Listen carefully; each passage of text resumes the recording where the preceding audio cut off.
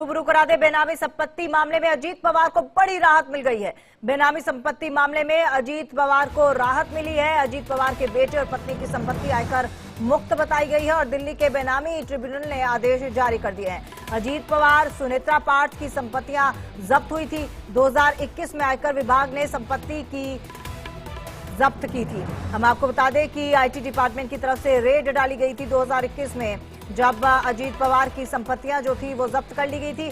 अजीत पवार के साथ साथ उनकी पत्नी और उनके बेटे की संपत्तियां भी जब्त की थी।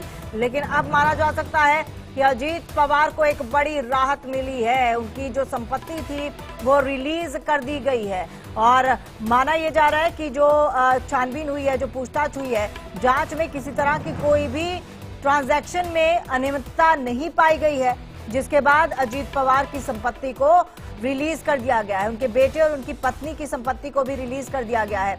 हम आपको बता दें कि किसी तरह की कोई अनियमितता जो इस मुद्दे पर है वो नहीं पाई गई। किसी तरह का कोई ट्रांजैक्शन ऐसा नहीं हुआ जो गैर कानूनी हो, जिसके मद्देनजर अब ये फैसला लिया गया है कि उनकी तमाम जो संपत्तियां जो जब्त की थी वो रिलीज कर दी जाएंगी।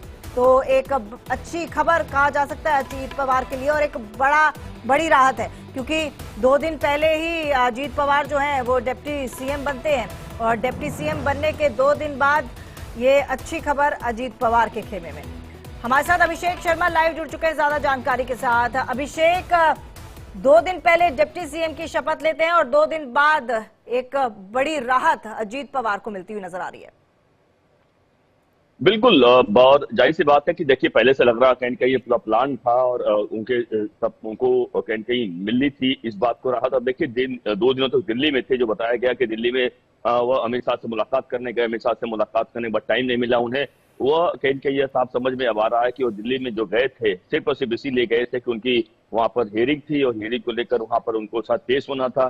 जो सूत्र बता रहे हैं यही कारण है कि उन्हें इस बात की जानकारी मिल गई थी कि वह उन्हें ग्रीन सिग्नल मिल रहा है, यानी क्लीन चिट मिल रही है। और यही कारण है कि देखिए अजीत पवार के जो रुख में काफी बदलाव भी आया, काफी वो खुश दिखाई पड़ रहे थे। आप देखा होगा आपने। तो आप देखिए खुद से वो चल कहकर जब प्रेस कॉन्फ्रेंस हो रहा था कह रहे थे मैं तो शपथ लेने वाला हूँ, एकनाथ शिंदे शपथ ले या ना ले मुझे मालूम नहीं है। तो ये तमाम ऐसी बातें उन्होंने कही जिससे साफ समझ में आता है कि किस तरीके से वह काफी खुश दिखाई पड़ रहे थे। और अब चूंकि यह खबर की सामने आई चुकी है कि वह 1-2 नहीं करीब 1000 करोड़ के आसपास की उनकी संपत्ति जब्त की गई थी। मुंबई सहित मुंबई के अलावा गोवा में उनका एक बड़ा फार्म हाउस था, उसे जब्त किया गया था। उसके अलावा कई सारे ऐसे प्रॉपर्टीज को जब्त किया गया था। कहीं कहीं वह अपना प्रॉपर्टी उनके और उनके पत्नी और उनके बेटे के नाम पर थी। तो काफी बड़ी राहत बिल्कुल अजीत पवार के लिए मिलती हुई दिखाई पड़ रही है। बिल्कुल। अभिषेक, जहां तक मुझे याद है आईटी डिपार्टमेंट की तरफ से एक बार फिर से मामले की जांच करने को लेकर याचिका भी दी गई थी। उस याचिका को कोर्ट ने खारिज कर दिया है। बिल्कुल, देखिए बिल्कुल सही कहा है। ट्रिब्यूनल मामला होता है और उस मामले को लेकर जब रेड डाली गई थी तो काफी बड़े उस वक्त बवाल मचा था। और यह बात साफ है कि जब आईटी विभाग की तरफ से जब इसमें क्लीन चिट देने की बात सामने आ रही थी तो कहीं कहीं उसमें फिर से एक मामला सामने आया। तो देखिए लंबी सुनवाई चली। उनके प्रशांत पाटिल जो कि उनके वकील हैं इस मामले के अजीत पवार के, उन्हें प्रशांत पाटिल ने ट्रिब्यूनल के सामने काफी सारी डिटेल दिया और डिटेल के बाद उन्हें समझाने में कहीं सफल रहे कि नहीं, जो उनके खिलाफ आरोप लगाया गया आरोप गलत आरोप है, उन्हें फंसाया जा रहा है, उनका कोई लेना देना इस प्रॉपर्टी से नहीं है।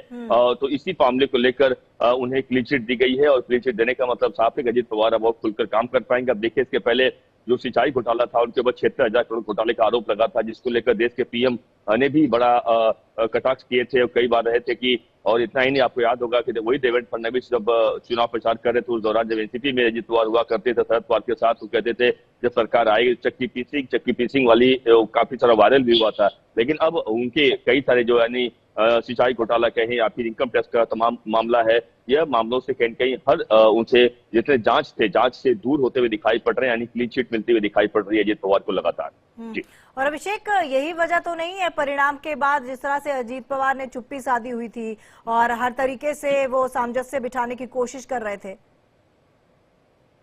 बिल्कुल देखिए, एक अच्छे बच्चे के तरीके कह सकते हैं ना, स्टूडेंट जो क्लास में स्टूडेंट होते हैं उसके अच्छे स्टूडेंट के तरीके वह लगातार पेश आ रहे थे, और पेश आने के बाद लगातार ही वह इस बात पे कह रहे थे कि नहीं, मैं देवेंद्र फडणवीस को सपोर्ट कर रहा हूं, मेरा बीजेपी में जो कुछ है सब सही है। और यही कारण है कि देखिए उनकी तरफ से ऐसे कोई अब तक बयान नहीं आया कि मंत्रालय को लेकर वह खींचतान उनके बीच में मची है। उन्हें पता है कि वित्त मंत्रालय को लेकर उनका डिमांड है, वित्त मंत्रालय उन्हें मिल ही जाएगा, और तमाम ऐसे मंत्रालय जो उन्हें मिल जाएंगे, तो कहीं न कहीं उस मामले को लेकर वह बहुत ज्यादा आश्वस्त थे। और यही कारण है कि अब तमाम जो जांच चल रहा था, जांच को लेकर उन्हें क्लीन चिट मिल गई है अब।